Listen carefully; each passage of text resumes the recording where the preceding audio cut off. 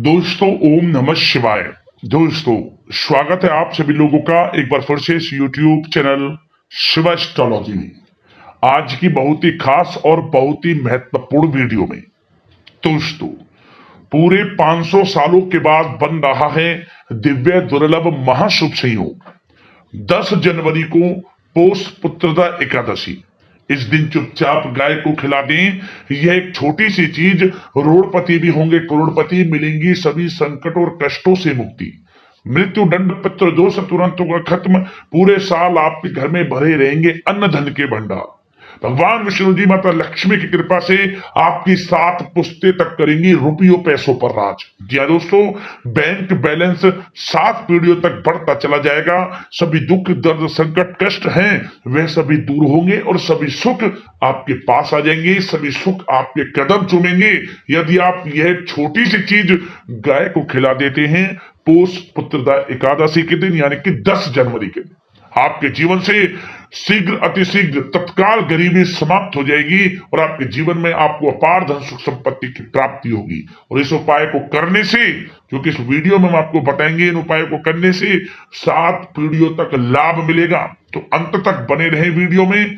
भगवान विष्णु जी माता लक्ष्मी की यदि आपको कृपा प्राप्त करनी है, इनका आशीर्वाद आपको प्राप्त करना है, तो गाय से जुड़े इन उपायों को जरूर करना जो इस वीडियो में आपको बताएंगे। पूरा वीडियो जरूर देखना। आगे शुरू करें वीडियो को। सबसे पहले तो भगवान विष्णु जी माता लक्ष्मी के सच्चे भक्त लाइक करना वीडियो को, और सच्चे दिल से कमेंट्स बॉक्स में जय श्री विष्णु जय मां लक्ष्मी अवश्य लिखना, जिससे आपकी समस्त मनोकामनाएं पूर्ण हो। दोस्तों आपको बता दें कि सनातन धर्म में पौष माह में शुक्ल पक्ष में आने वाली एकादशी को पौष पुत्रदा एकादशी के नाम से जाना जाता है। पुत्रदा एकादशी को वैकुंठ एकादशी के नाम से भी जानते हैं। इस दिन जगत के पालनहार श्री विष्णु जी की पूजा आराधना का विशेष महत्व है। साथ ही साथ माता लक्ष्मी की भी पूजा जरूर करें इस दिन। धार्मिक मान्यताओं के अनुसार पुत्रदा एकादशी का व्रत रखने से संतान से जुड़ी सभी समस्याएं दूर होती हैं और मनोवांछित फलों की प्राप्ति होती है। यह भगवान विष्णु जी संग माता लक्ष्मी की पूजा आराधना का दिन है। दोस्तों पंचांग के अनुसार जनवरी माह का पहला एकादशी का व्रत 10 जनवरी को रखा जाएगा। बता दें साल की पहला एकादशी है पहली एकादशी पुत्रदा एकादशी। अब सही शुभ मुहूर्त जान लेते हैं, पूजा विधि जान लेते हैं। आपको बता दें कि भगवान विष्णु जी माता लक्ष्मी की प्रतिमा, छोटी चौकी, पीला कपड़ा, पीले फूल, पीले फल, तुलसी दल, पंचामृत, अक्षत, धूप, दीप, मिठाई समेत पूजा की सभी सामग्री एकत्रित कर लें। अब क्या करें आप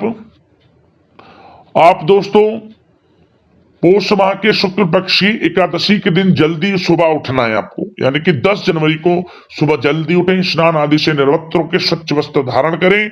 इसके बाद व्रत का संकल्प लें और भगवान सूर्यदेव को 1 लोटा जल जरूर अर्पित करें। इस दिन मंदिर की साफ सफाई करें, एक छोटी चौकी पर पीले कपड़े बिछाएं, इस पर भगवान विष्णु जी और देवी लक्ष्मी की प्रतिमा स्थापित करें।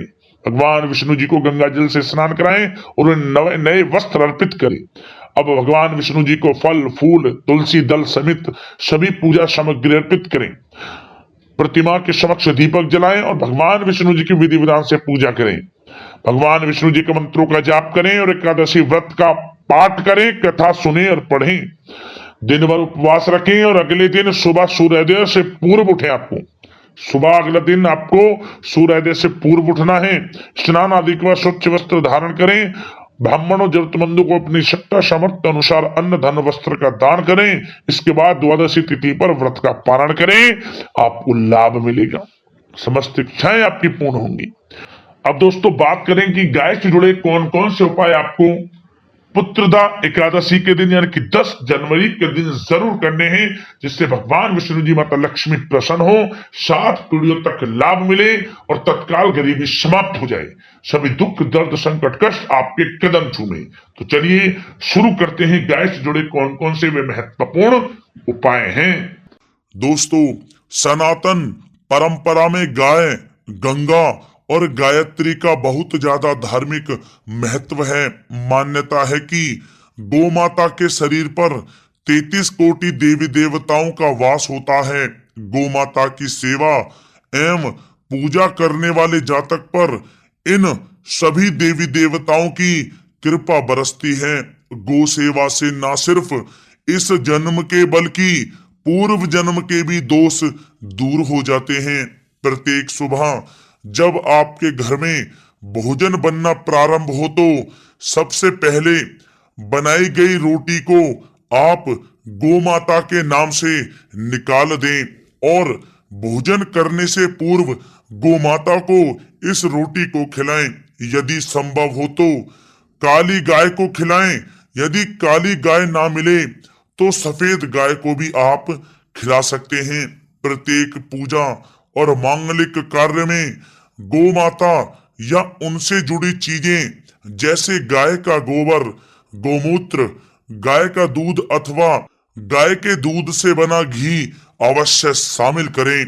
इससे आपको पुण्य फलों की प्राप्ति होगी। सनातन परंपरा के अनुसार जिस घर में गाय होती है उस घर से जुड़े सभी वास्तु दोष स्वतः ही समाप्त हो जाते हैं।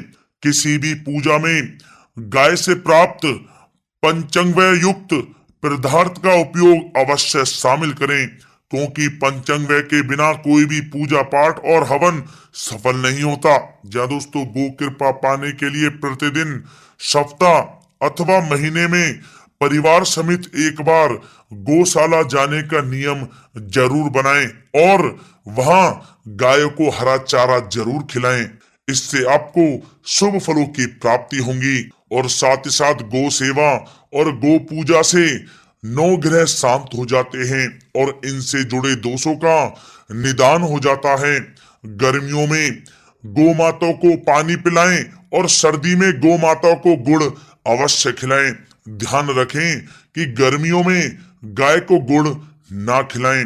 अनेक देवी देवताओं को अपने शरीर पर धारण करने वाली गौ माता से जुड़े कई शुभ और अशुभ संकेत भी होते हैं। मसलन गाय का दूध दुहाते समय यदि गाय ठोकर मार दे और सारा दूध बिखर जाए तो अपशगुन होता है। यदि कोई यात्रा पर निकल रहा हो और गाय अपने बछड़े को दूध पिलाती सामने आ जाए तो निश्चित रूप से जिस यात्रा के लिए आप निकले हैं वह यात्रा आपके लिए अवश्य ही सफल होगी और वह काम जिसके लिए आप निकले हैं वह अवश्य ही पूर्ण होगा। यात्रा पर जाते समय बाईं ओर गाय की आवाज आना और रात्रि में गाय की हुंकार करना भी शुभ होता है। दोस्तों, साथ ही साथ गाय के साथ आप भूलकर भी ये काम ना करें, अन्यथा मिलता है घोर नरक और जीवन भर की परेशानियां। या दोस्तों, गाय को राष्ट्रीय पशु बनाए जाने और इन्हें मौलिक अधिकार दिए जाने की बात हो रही है तो सवाल उठता है कि गाय जब भारतीय संस्कृति का अहम हिस्सा है तब भी गाय के साथ लोग खराब व्यवहार कैसे कर लेते हैं। गाय दर दर भटकती रहती है, भरपेट इन्हें चारा तक लोग नहीं देते। गाय जब तक दूध देती रहती है तो उनकी सेवा होती है और जैसे ही दूध देना बंद कर देती है तो लोग इन्हें उनकी किस्मत पर छोड़ देते हैं। सड़कों पर और गलियों में भटकने के लिए ऐसे में गोवंशी जीवों को कोई डंडे से मारता है तो कोई उन पर पानी डाल देता है। कभी वाहनों से इन्हें ठोकर लग जाती है तो कभी बीमार होकर बेचारी एक गाय दम तोड़ देती है। ऐसे में जरूरत है इन बातों को जानने की कि गाय को लेकर शास्त्रों में क्या कहा गया है, गाय के साथ आपको कैसा व्यवहार करना चाहिए। या दोस्तों, गाय को कभी भी मारना पीटना नहीं चाहिए। शास्त्रों में गाय को माता का दर्जा दिया गया है। गाय को मारने पीटने वाला माता को मारने पीटने वाले के समान पाप का भागी माना जाता है। ऐसे घरों को नरक लोक में वर्षों तक कष्ट भोगना पड़ता है। अगले जन्म पशु योनि में मिलता है। कथा है कि गौतम मुनि ने गलती से गाय को डंडा मार दिया था, जिससे गाय की मृत्यु हो गई थी। और इस पाप से मुक्ति के लिए इन्हें वर्षों तक तपस्या करनी पड़ी। भगवान श्री कृष्ण जी ने बैल स्वरूप में आए वृत्तासुर का वध कर दिया था, जिससे मुक्ति के लिए भगवान श्री कृष्ण को संपूर्ण तीर्थों को एक कुंड में बुलाना पड़ा, और इस कुंड में स्नान से वह पाप मुक्त हो गए थे। या दोस्तों, साथ ही साथ जो लोग पानी पी रही गाय को भगाते हैं, वे घोर पापी के भागी बनकर नरक भोगते हैं, ऐसा पुराणों में बताया गया है। जबकि जो लोग गाय के लिए प्याऊ और चारा घरा बनवाते हैं, वह महाभाग्यवान होते हैं। ऐसे लोग घोर पाप से मुक्त होकर स्वर्ग पा जाते हैं और बड़े ही धनवान कुल में जन्म लेकर सुख भोगते हैं। और साथ ही साथ आराम कर रही गाय को कष्ट देकर कभी भी उठाना नहीं चाहिए। कहते हैं कि जिस स्थान पर गाय बैठी है, वहां से नकारात्मक ऊर्जा समाप्त हो जाती है। गाय के बैठने की जगह को जो लोग नियमित साफ रखते हैं, वे पूर्व जन्म में किए गए जाने अनजाने में पापों से मुक्ति हो जाते हैं और गोलोक में स्थान पाते हैं। गाय को डंडा मारकर उठाना, पानी डालकर उठाने से मनुष्य पाप का भागी बनता है और अगले जन्म में उसे दर दर भटकना पड़ता है। और साथ ही साथ शास्त्रों में बताया गया है कि गाय का दूध उसके बछड़े के लिए होता है। गाय के बछड़े से बचा हुआ दूध ही मनुष्य को लेना चाहिए, लेकिन कुछ लोग एक बार गाय को दूह लेने के बाद फिर से बछड़े के लिए बचा हुआ दूध भी दूह लेते हैं। ऐसा करना घोर पाप कहा जाता है। ऐसे दूध को दुहाने वाला और ग्रहण करने वाला दोनों ही पाप के भागी बन जाते हैं। दोस्तों, साथ ही साथ शास्त्रों में कहा गया है कि गोवंश यानी गाय और बैल के पीठ पर नहीं बैठना चाहिए। इनके पीठ पर बैठने से महापाप लगता है। ऐसे लोगों को नरक की यातना भोगनी पड़ती है। एकमात्र महादेव के अंश के उत्पन्न नंदी ही गोवंशी हैं, जिस पर स्वयं महादेव और महादेवी सवारी करती हैं, क्योंकि नंदी ने स्वयं अपनी इच्छा से महादेव की सवारी बनना स्वीकार किया था। और साथ ही साथ शास्त्रों में गाय के दान को बहुत ही महत्व दिया गया है, लेकिन ऐसी गाय का दान कभी नहीं करना चाहिए जो बूढ़ी और बीमार हो। कठोपनिषद में नचिकेता की कथा भी इस संदर्भ में है कि जिस नचिकेता ने पिता द्वारा बूढ़ी गाय को दान करने पर आपत्ति जताई थी, दूध देने वाली और बछड़े सहित जो लोग गाय का दान करते हैं, वह महान पुण्य को प्राप्त करके स्वर्ग में स्थान पाते हैं। दोस्तों, साथ ही साथ सूर्य, चंद्र, मंगल या शुक्र की युति राहु से हो तो पितृ दोष होता है। यह भी मान्यता है कि सूर्य का संबंध पिता से एवं मंगल का संबंध रक्त से होने के कारण सूर्य यदि शनि, राहु या केतु के साथ स्थित हो या दृष्टि संबंधी हो तथा मंगल की युति राहु या केतु से हो तो पितृ दोष होता है। इस दोष से जीवन संघर्ष में बन जाता है। यदि पितृ दोष हो तो गाय को प्रतिदिन या किसी भी एकादशी को या किसी पूर्णिमा के दिन या अमावस्या को रोटी, गुड़, चारा आदि खिलाने से पितृदोष समाप्त हो जाता है।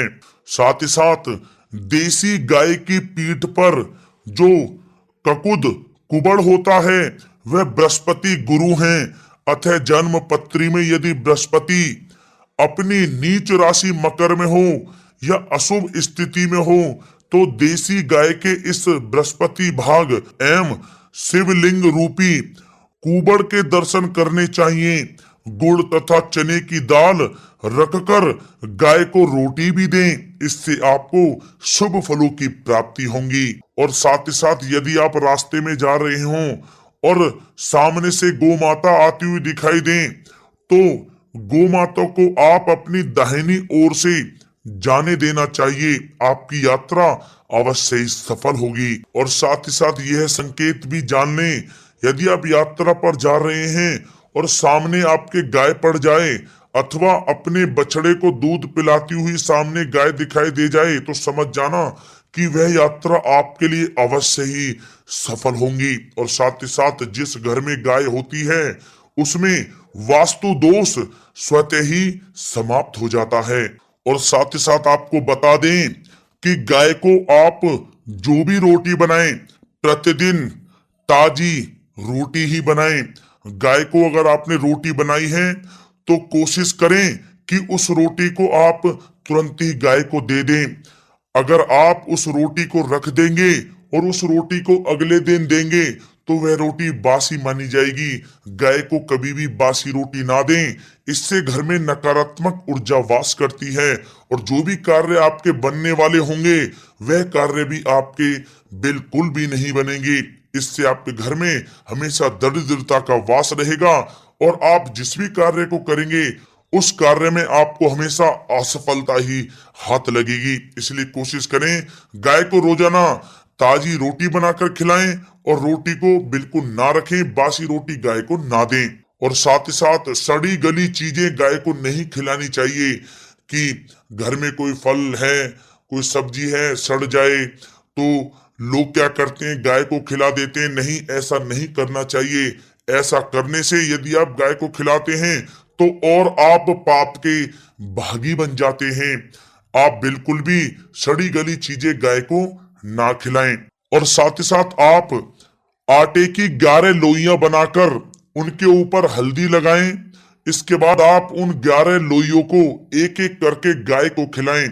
प्रत्येक लोई को खिलाते समय गाय के सींगों पर आप हाथ फेरें, पीठ पर हाथ फेरें, मस्तक पर हाथ फेरें, माता गाय के आप चरणों के स्पर्श करें। जहाँ दोस्तों ऐसा करने से आपके समस्त कार्य बनने लगेंगे। जो दुख का समय चल रहा है वह भी समाप्त होगा।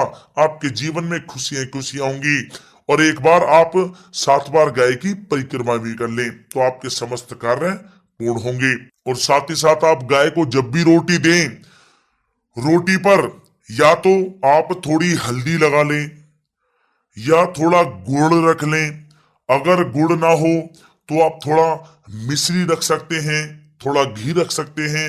या दोस्तों गाय को कभी भी सूखी रोटी ना खिलाएं। सूखी का मतलब गाय की जो रोटी रखें खिलाएं उस पर कुछ ना कुछ रख कर खिलाएं।